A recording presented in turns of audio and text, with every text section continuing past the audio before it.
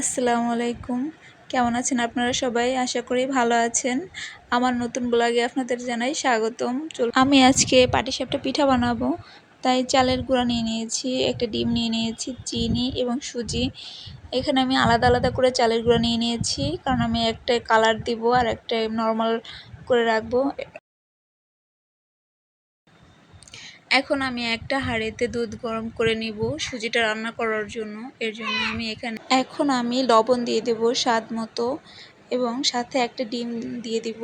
ডিমটা দিলে স্বাদটা ভালো আসবে এবং পিঠাটা উঠতে অনেক সাহায্য করবে। এর জন্য আমি ডিমটা দিয়ে দিচ্ছি। এখন আমি ডিমটা ভালো করে ফেটিয়ে নেব। স্বাদ মতো চিনি দিয়ে দিব। চিনি সব কিছু একসাথে উপকরণ দিয়ে একটু কুসুম গরম পানি দিয়ে ভালো করে সব একসাথে মিক্স করে নেব। আমি অল্প অল্প করে পরিমাণ মতো পানি নিব, যেন বেশি না হয়ে যায় বা কম না হয়ে যায়।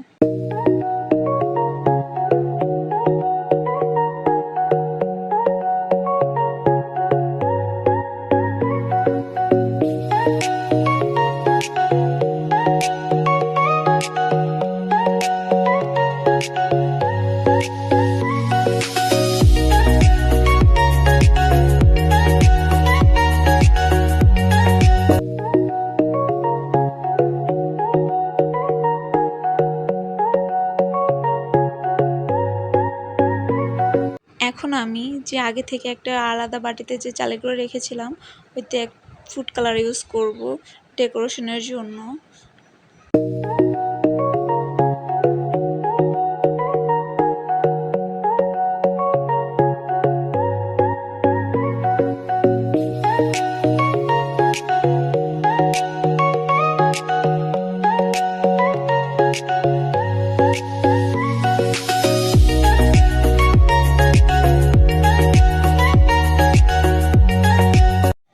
এখন আমি সুজি দিয়ে পিঠার ভিতর দেওয়ার জন্য পুরটা তৈরি করব। পুরটা তৈরি করে নিচ্ছি।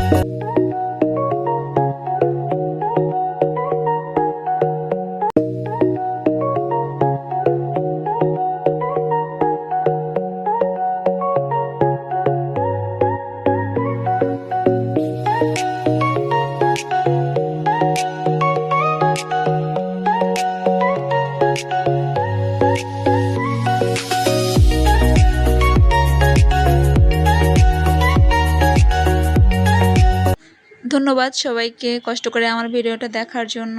পরবর্তী ভিডিও দেখার জন্য আমন্ত্রণ রইল। আমার ভিডিওটা ভালো লাগলে লাইক সাবস্ক্রাইব করে দিবেন। আল্লাহ হাফেজ।